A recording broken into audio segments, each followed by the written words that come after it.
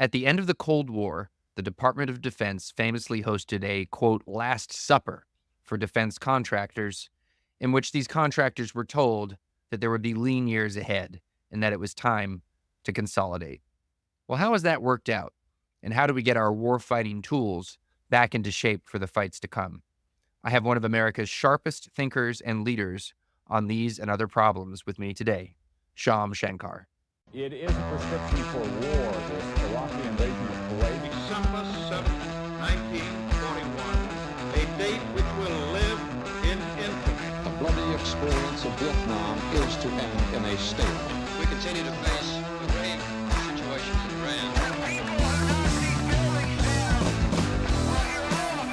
We shall fight on the beaches, we shall fight on the landing grounds, we shall fight in the fields and in the streets. We shall never surrender. For more, follow School of War on YouTube, Instagram, Substack, and Twitter. And feel free to follow me on Twitter at Aaron B. McLean. Hi, I'm Aaron McLean. Thanks for joining School of War. I'm delighted to welcome to the show today Shyam Sankar. He is the Chief Technology Officer and Executive Vice President of Palantir Technologies. He's an author and commentator on defense and defense tech issues. Shyam, thank you so much for joining the show. Thanks for having me, Aaron. So if my information is correct, you are employee number 13 at Palantir. Tell me how you came on to Palantir's radar, how Palantir came onto your radar, and how your two stories got intertangled. Yeah, that's right. I was lucky number 13. I joined about 19 years ago. And really, in late 2005, I heard about a handful of people who wanted to work on issues of national security. And, YouTube was a fledgling startup, still independent, and you could look around and you could say, what am I going to spend my life on in the Valley? Like, I'm a technologist by trade and I believe in the power of technology, but I didn't want to build another web calendar app that somehow made the world a worse place. And really, this, once I met these folks, once I saw what they were working on, I would much rather have failed working on something of national import than have succeeded on working on exactly the wrong things. And I think that was something that was deeply set into me. I was a college student during 9/11. I tried to drop out and join CIA. I think they had many people trying to do that. And, so that didn't quite work out. But even before that, my family came to this country as refugees fleeing violence from Nigeria. My parents almost lost their lives to an armed robbery. And Dad raised us with a deep understanding of the counterfactual. But for the grace of this nation, you'd be dead in a ditch in Lagos. And so finding some opportunity to give back was always something important to me. For the lay listener who probably aware of Palantir and that it does stuff involving computers and defense. By the way, this would have characterized me, say, 10 years ago, like Marine Infantry Officer Aaron. Maybe you've seen clips of Alex Karp delivering mic-dropping moments at various conventions and events, but you're not really sure what the heck this company does. What for that kind of audience, what does Palantir do? Well, today our business, 50% of what we do is commercial. We build every Chrysler car, every Airbus airframe, every HD Hyundai ship. And the other 50% of what we do is we work with the US and her allies on issues of freedom. I think about it as freedom and prosperity, the two sides of our business. And they're actually more related in deeper ways that I think we can unpack as we go through the conversation here. But it starts with this fundamental premise of, I don't know, you look around the world today, you could say we have a legitimation crisis. Like, why do doors fall off planes? Why do we not believe fundamentally in the institutions, public or private, and their competency? And that's very different than the world we had coming out of World War II. Our fundamental diagnosis for this is that a big part of the problem is that the C-suite, our leaders, have been given a steering wheel that is actually a prop from the Jungle Cruise ride in Disneyland. It's not actually connected to anything. And they're diligently trying to steer us in certain directions, but actually there's like a fundamental and deep failure that the factory floor is not connected to the boardroom. These mark-to-market moments happen during crisis. You recognize people spent tens of billions of dollars on their supply chains in the lead up to COVID-19, and they all fell over like paper tigers within 2 weeks. So, and you listen to the CEOs in their earnings calls during COVID, they would talk about how technology had saved them, and what were they talking about? Zoom and Teams. What a damning indictment of the software industrial complex that it couldn't produce anything that actually met its moment in this crisis. And so we wanted to build a company that imagined this stuff backwards. Instead of thinking about how do I build a company principally based on how sellable is my software? I need to define it in a very tight box. I need to really think about what do the buyers want? how about we build software that actually matters? Let's work backwards from the problems as they exist, which means you're not going to think of the great ideas eating strawberries in Palo Alto. You got to be on the fire cells of Djibouti and the factory floors of Detroit, empirically understanding what does not work. Why does it not work?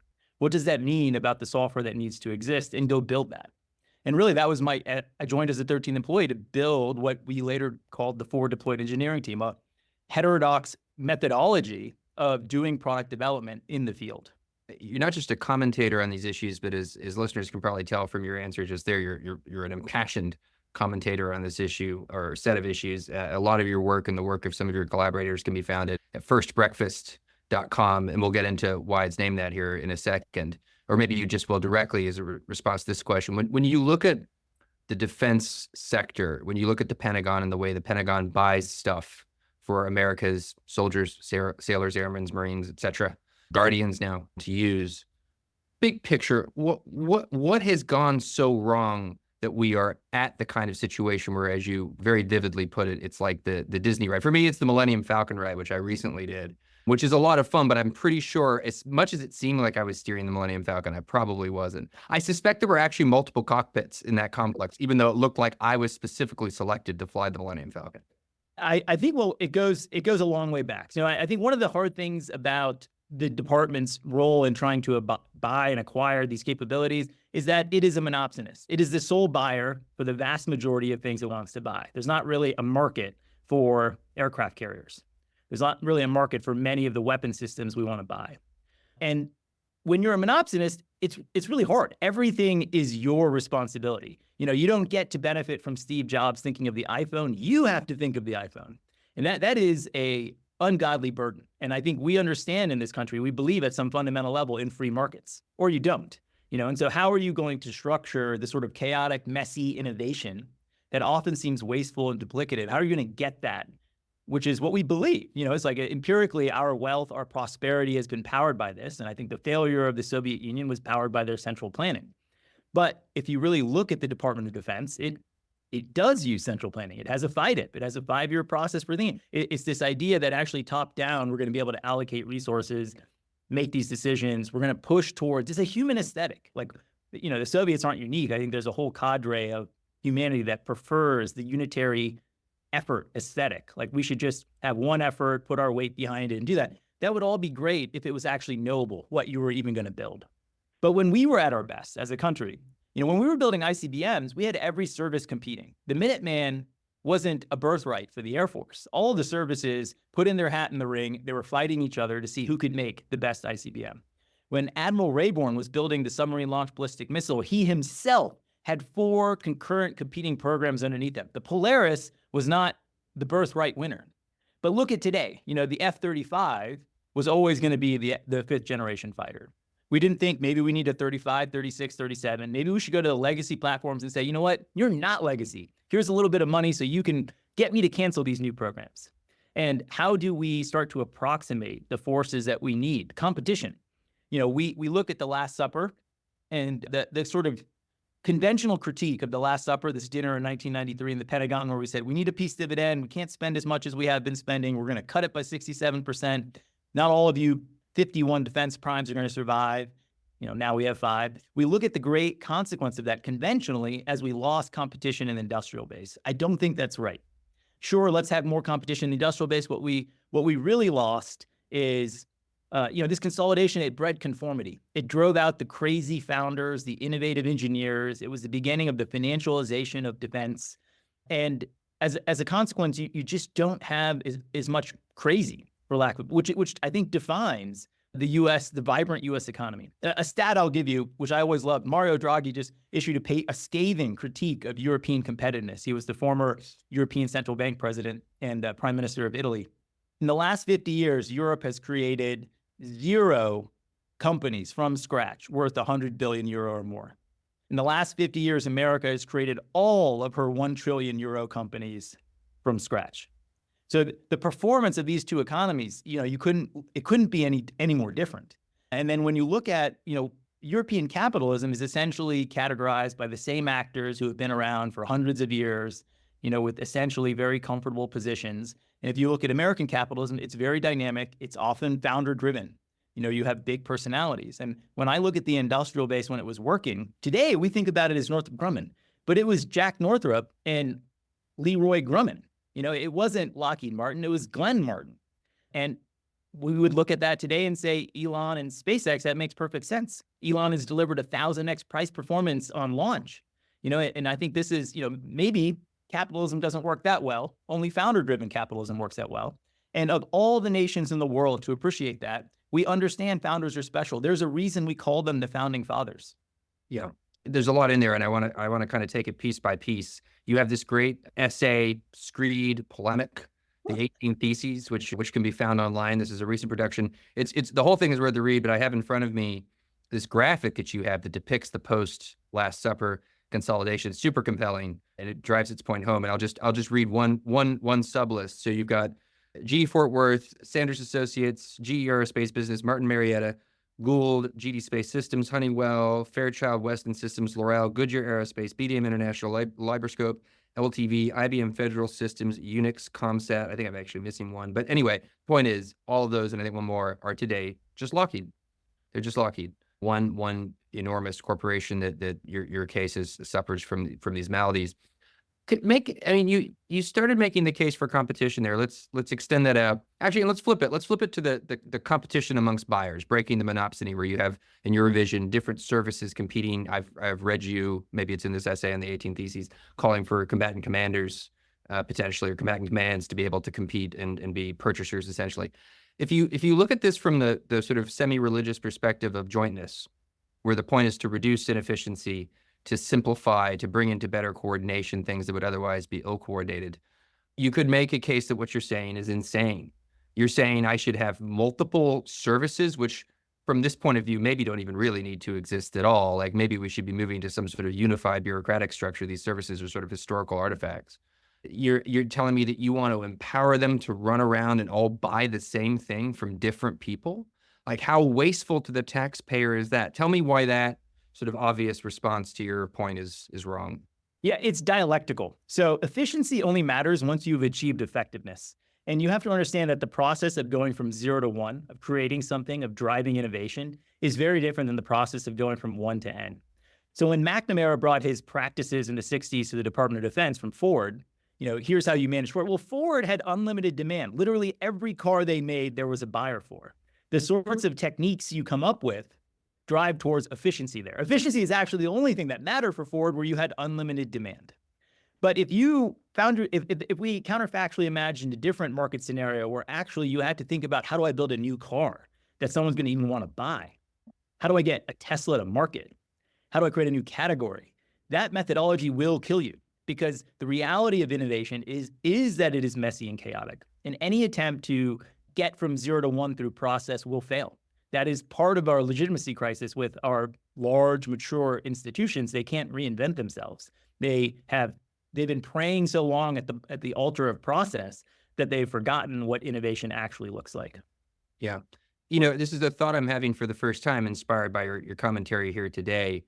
It's never occurred to me in quite this way before. I'm curious to know if you agree, because you're sort of pushing on an open door with me in this critique, and you have a lot of friends in Washington, just not enough at present to actually push the thing over. But the core problem is that we have this centrally planned monopsony, as you put it, that does what it does okay and does a lot of things very, very badly. The core problem is that at the same time, our entire defense strategy since at least the Second World War has been premised on a qualitative edge, a technological advantage, really a series of technological advantages, constantly staying ahead, if anything, lapping our competitors, such that we can get away with economies in other spaces. So, first nukes, then precision and reconnaissance and so forth. And now we're all looking for the next thing. So we're trying to combine a defense strategy that is deeply, it requires technological advantage to succeed. Otherwise, we got to rethink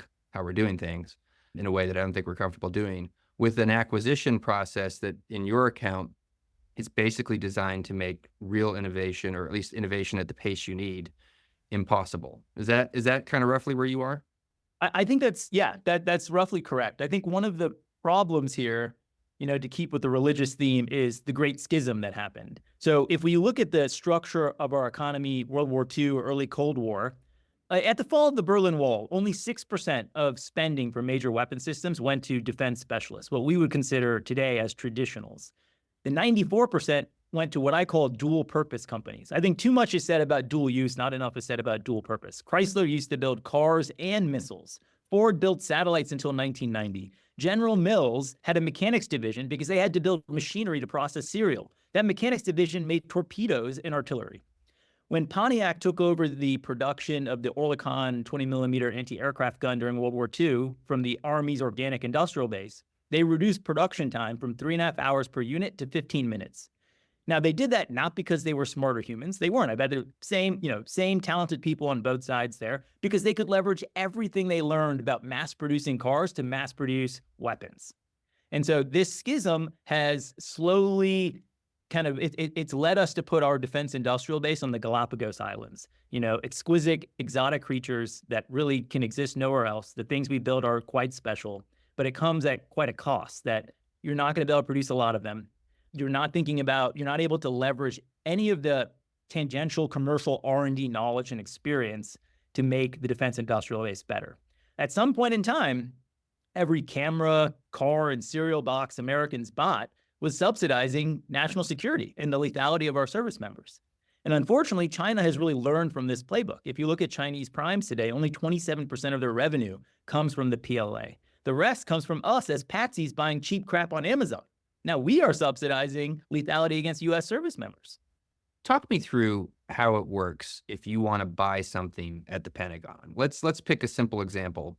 And I'll fictionalize it a bit because I know there are actually recent real handgun examples. Let's say you want to buy a new handgun. The old M9 Beretta, it seems a little clunky. It seems like we deserve something better. It's the 21st century.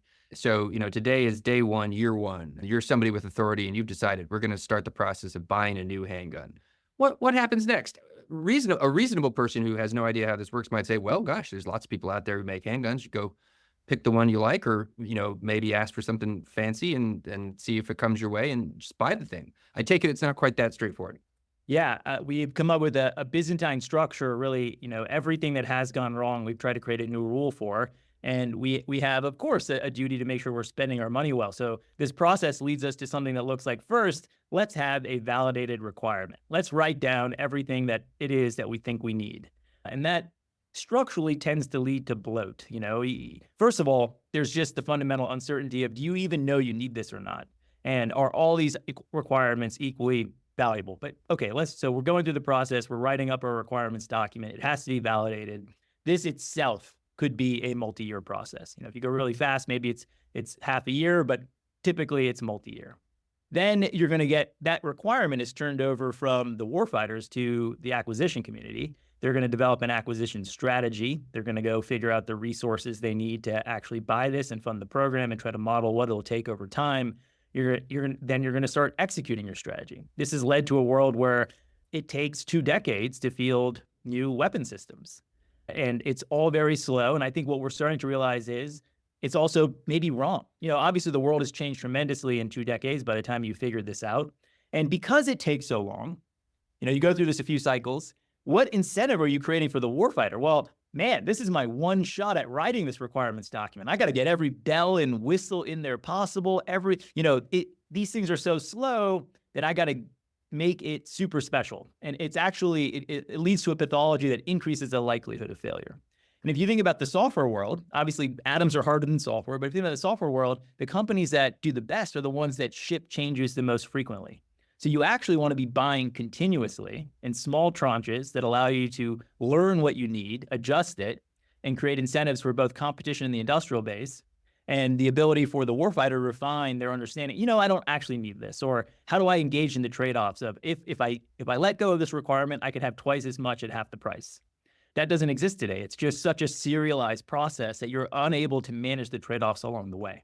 Now let's go to a hardware example, SpaceX. They co-locate their R&D engineers on the factory floor. These are 2 different functions, designing the product, making the product. But the reason they do that is there is obviously a feedback loop. And if you're going to make a ton of these Starlinks, or you're going to make a ton of these rockets, that feedback loop means the next increment can be better and better and better. You want to get into that process of continuous improvement that today's system really deprives us of. It's one of my big reflections in Ukraine. So the obvious three lessons we could be taking from Ukraine. The first is you can't expend 10 years of production in 10 weeks and think you got it right. I think it shows us that we fundamentally confused the stockpile as the deterrent. It was always the ability to produce the stockpile. So years of trying to get things down to the minimum lines and affordability and shutting production down because you're like, look what I have in the stockpile. That was a mistake, a huge mistake. That would then lead to a kind of sense of well, do I need to design these weapons so they have a 30-year shelf life? If I recognize that the deterrent is my ability to produce them, what if they had a 3-year or 5-year shelf life and I just constantly use them because I'm going to constantly be making them? That would lead to cheaper munitions. So the second major conclusion I have from reflecting on Ukraine is drone obsolescence life cycle is 2 to 6 weeks. So you make a new drone, it's going to be jammed. So the only question is not what does your weapon do today, it's how adaptable is your weapon?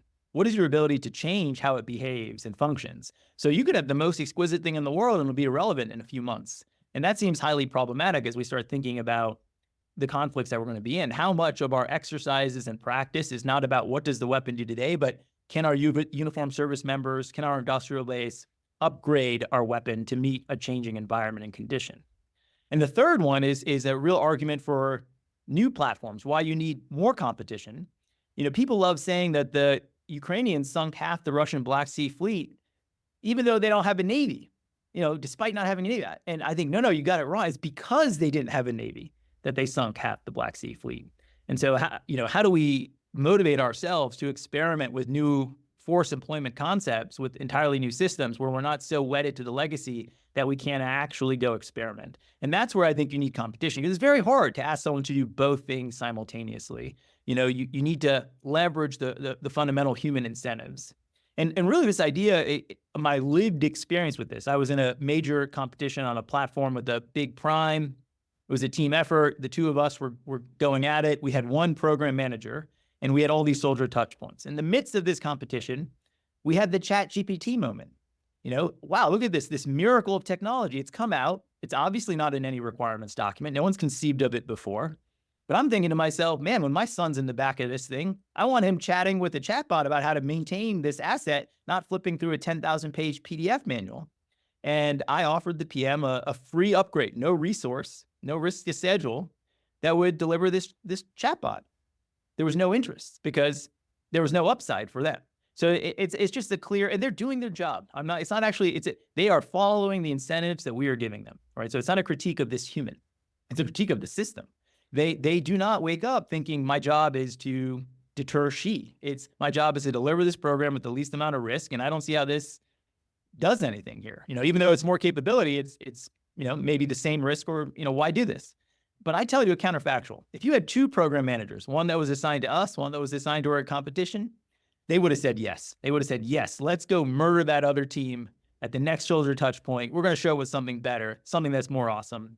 And I think that there's a fundamental reality in that we as Americans will wake up to murder the bureaucrat one corridor down every single day. And that is going to force us to get better every single day. And I say that as a proxy for the US commercial market. Why are we so innovative? That's what our companies are doing to each other every single day.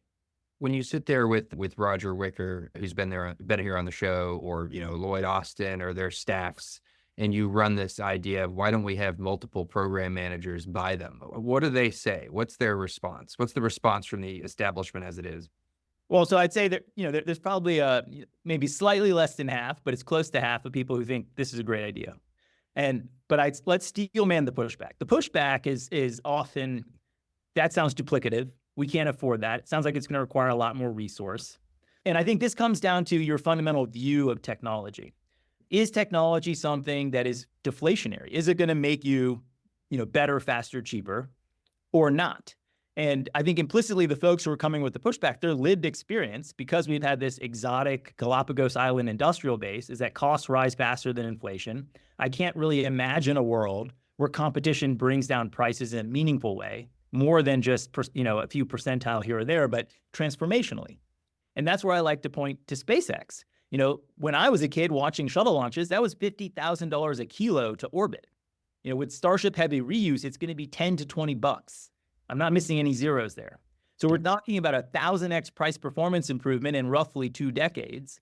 That's the power of I just had a senior government person telling me, the problem is now SpaceX has a monopoly on launch. I'm not sure it's a literal monopoly. I think they're so damn good at it that for that price, it's very hard for other people to compete. But let's not forget that they earned it by dropping the price by a factor of 1,000. Think about what that implication is for our national security as a consequence. Like, this is actually the market working. This is what we want to see. And sure, let's encourage more competition in the next generation. Why stop here? Let's get a factor of 10,000 and keep going. But we have to recognize how much we're getting from the commercial innovation that is possible. You made reference a few minutes ago to the Chinese defense sector and made the point that perhaps ironically, given that they're literally a communist country, they embody more of the old pre-consolidation American system with companies that have multiple purposes, et cetera. Say more, if you will. I don't know how much time you spend thinking about our counterparts there across the Pacific, but about how they go about these things, given that there quite literally is a Chinese Communist Party, there is central planning. How does their acquisition system work at just a little bit greater length than you alluded to before? So I'm not the world's expert on it, but I can tell you what I'm observing and what I see. So my quip about this is everyone has given up on communism, including the Chinese and the Russians, except for Cuba and the DoD. And so if you look at even the Russians, they basically had 2 ministries of defense, right? They had the Wagner Group and the MOD. That's competing programs right there. And so my push on that is not that you never eventually consolidate them, as they clearly did, but that you need to be able to engage. That's one way to put it. Yeah, they consolidated them. Sorry. You need to be able to engage in periods of strategic competition that drive innovation. And so what I see with the Chinese is they know the weaknesses of their central planning, and they're planning around that. So they will have multiple primes competing against each other. They are essentially having multiple competing efforts as well. It's part of their system and how they're going, and it's what I think we could be doing as a monopsony. Where there is going to be an aspect of central planning. The question is, do you lean into it or do you lean away from it and try to approximate market forces wherever possible? You have this interesting section of your commentary online at firstbreakfast.com where you talk about heroic figures in the defense sector over the years. Some of these names will be familiar. We've talked about John Boyd on the show a couple of times. Hyman Rickover is a pretty well-known name. And then there are names that I will confess are pretty new to me. Abraham Karam was somebody whose story I did not know while I was preparing for this episode. Pierre Sprey. Pick one or two. I mean, what are you trying to illustrate through this effort? What do you think is important about people like this? And then pick one or two and tell us why they're models for how you think about what needs to be done. So the series is called Heretics and Heroes, and the heretic coming first is very intentional. It's because, I'm trying to illustrate that we're going to create these capabilities because of great Americans, of great, unique, singularly talented people that we empower to do that messy, chaotic process of innovation. Admiral Rayburn, I'll tell you one story about this, which I think is very funny. So Admiral Rayburn understood this. He was building the submarine-launched ballistic missiles. Congress is breathing down his neck. The Navy was breathing down his neck. They wanted, the perfect program plan. They wanted the Gantt chart of Gantt charts. And so he hired contractors to build PERT, P-E-R-T, which many people have heard of. It's he used the latest in decision sciences, Monte Carlo simulation to give you, the bounds of how long things would take. The reality is it was all a very clever smokescreen. He was basically throwing BS data in front of these lawmakers and policymakers so that he could create a shield of protection around the engineers who were doing the messy, chaotic, completely unplannable and unpredictable work so they wouldn't be bothered. Unfortunately, his program went so well in the end that people thought, wow, PERT is fantastic. Look at the results it delivered. And it was institutionalized. Henceforth, all programs must use PERT. I think Rayburn was probably too embarrassed to admit that it was a smokescreen, in the immediate aftermath. So we institutionalized mediocrity as a consequence of this. Maybe we should praise him and blame him at the same time. But I think it highlights something special. We call it the Apollo program, but it would not exist without Gene Kranz. Kelly Johnson was a singularly talented aerospace engineer. As a we would recognize him in the Valley today as a 1000X, 100X engineer. As a 22-year-old, he saw a 2D drawing of an aircraft and he went to his boss, his first job, and he said, this thing won't fly. And his boss, you're so smart, why don't you fix it? And he did. And this guy built 41 airframes in his lifetime. He built the SR-71, the U-2, which we still fly. He was not a fan of the F-35 at the end of his career. He said, it doesn't make sense to have a Swiss Army knife. And you can contrast that to many of the programs we have today. They have no founder. They have no father. They're kind of like a test tube baby made up through committee, a series of requirements.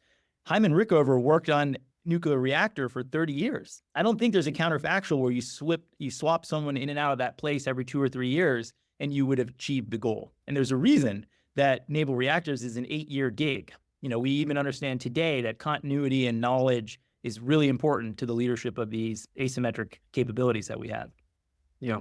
Let's switch from business to strategy for a second. And I want to ask you just a really broad question, because obviously you're helping to steer this company now, but your background is as an engineer and as a software engineer, which is a world that I can't begin to understand how the things actually function. But my really big picture question for you is, when you think about the battlefield, let's say 10 years out, maybe 20 years out at most, I don't want to ask you, how should we be picturing that battlefield? Maybe that's a little unfair, though. Maybe you have some tentative answers. I think I want to ask you, how should we begin the process of thinking about that? Because presumably that's part of your responsibility at Palantir is thinking about how to position the sorts of things you'll be providing that have impact 10 to 20 years out. And you have this technical background. How is war changing? How does your particular specialty in software engineering, how is that increasingly relevant, and how does that relevance work? Like, how do we even begin picturing these things? I think about the battlefield that I experienced some 15 years ago now, and how just different things that I've seen in Israel are today, or things I read about in Ukraine are today. And I could use some help thinking about how to think about the battlefield 15 years from now. Well, I think maybe to answer this slightly orthogonally, technology is a tool for our commanders and our humans, we could say, but like we could focus in on the commander for a second, which doctrinally believe is the most important actor on the battlefield. And so you can think about this as like an Iron Man suit for them. Physical, software, all this stuff is a lever. And so I think first you have to start with this deep understanding, which I think is still heterodox, that technology, people think somehow technology will make humans less relevant, or they think technology will raise the capability of the median human. And it will, but it will make the most important human substantially more important. So small differences in the abilities of your humans are going to be magnified. And so then I think reorienting around this concept of this is an Iron Man suit for our commanders. How do we get into the business? As a technologist, I hold myself accountable to the first derivative. What is my rate of improvement? It's not the capability I'm delivering today. How responsive can I be to what the commander is asking for tomorrow? And that's born out of the forward deployed engineering methodology. Like, where did it start? When we were in Balad or in Bagram, people would go out on mission, they'd come back, they'd have feedback. They'd say this, and this. And while they were sleeping, we were coding. And they'd go out on the next mission with this, and this. And they'd come back with more feedback.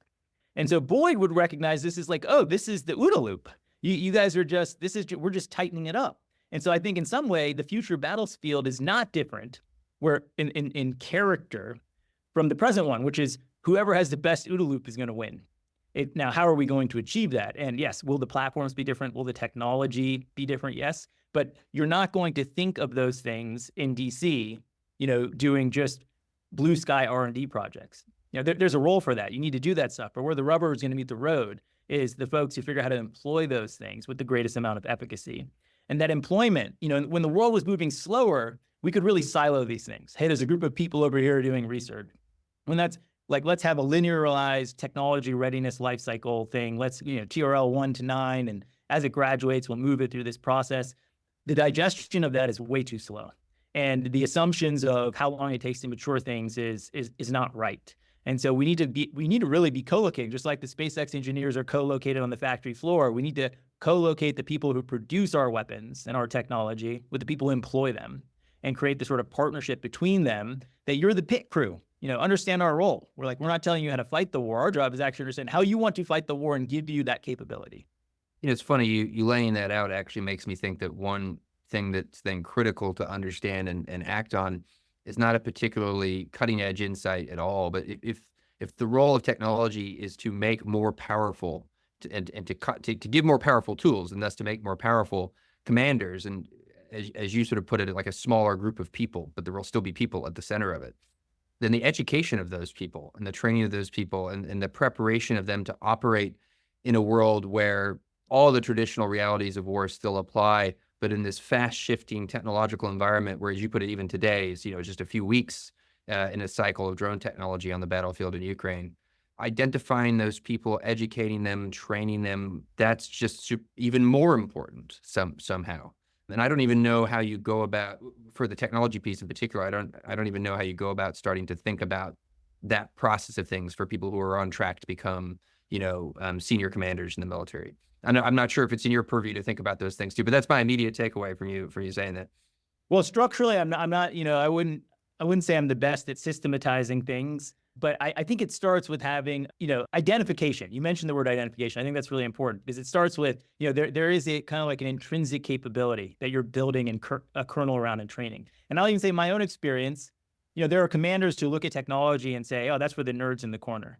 And then there are commanders who look at technology and grab it and pull it in very close to them. They'll rearrange their jock floor so that, they essentially have the tailors of the Iron Man suit in the right positions to give them, the capabilities they need to win. And that, maybe that's generational, maybe it's kind of attitudinal, I'm not quite sure. But I do think we should expect that technology will change our selection criteria for who are the right commanders going forward. And another thing, I want to be respectful of your time here, so only a couple more questions. But another thing that this inspires me to ask is, if the cycles are really this fast, and if anything, we kind of expect them to get faster, and then we have to think about the problem of how do you have commanders who can handle that and think about that. You just can't produce new hardware on that cycle, at least in the world we live in today, or in any reasonable world I can picture in 10 years. Like hardware, new ships, even fancy small drone ships or whatever, like it's just going to take some time to put that thing together. But the software and things you can plug in and out of the hardware, smaller things, presumably the software can be changed at the speed at which the humans and the software tools can change it. And the smaller things that can be plugged in and plugged out presumably can operate on a little bit of a faster turnaround than the larger platforms. So is this future battlefield one that is like quite modular and quite software intensive? Yeah, I think the future is software defined. Like, you're not gonna shoot bits at your adversary. At the end of the day, we are talking about bending metal. But then what parts of you want the bending metal to be as unexquisite as possible because it can be done at mass, at scale, in a distributed way. And you want the software to be as exquisite as possible because it's what's adaptable and you can compound on that. And I think it also plays to a deep and profound American advantage, one that America actually tends to underestimate. We are the best at software by a yawning gap. The second best country is Israel, and they're second best by quite a distance, actually. Think about the fact that there are 0 Indian or Chinese enterprise software companies that are competitive on the world stage. So why is that? It's obviously not IQ. Otherwise, this would be more evenly distributed, maybe pro rata to population or something. It's culture. And culture is the hardest thing to replicate. And that culture, people look at the Valley and they sometimes think maybe we imported it from Israel or India. We imported it from Iowa. It came from Bob Noyce, the co-inventor of the transistor, the co-founder of Intel, the semiconductor company. And it's deeply rooted in Midwestern values. It's a willingness to play positive-sum games. Bob Noyce he coined the term open door policy. We don't recognize the degree to which actually all Silicon Valley culture is descendant from Noyce. And that is actually the hardest thing to replicate. If you're the Singaporeans and you come to Stanford or come to Silicon Valley, you're like, maybe I need a research university. Maybe I need venture capital like Sand Hill Road. These are all symptoms. Yes, they're enabling. You need those things. But the one thing you actually need is the one thing you're not going to want to copy. You like your culture. You don't want to be Midwestern. And that's why it's so profoundly sticky for us. Now, we shouldn't rest on our laurels on it. And I think one of the ways it allows us to build things of immense complexity. Like if you look at the Israelis, culturally, they can build canoes. They can't build aircraft carriers. And that's a culture I have immense respect for. So I don't mean that as taking a pot shot. But we can build these things at tremendous scale and complexity in this country. It's like 87% of all tech market cap in the world is American. That's not by coincidence. Shyam Sankar, Chief Technology Officer and Executive Vice President of Palantir. You can find his commentary at firstbreakfast.com, amongst other places. This has been a truly thought-provoking conversation. I have learned a lot, and I think I'll learn a lot just as I process things that you have said, and I really appreciate you making the time. Thank you, Aaron. This is a Nebulous Media production. Find us wherever you get your podcasts.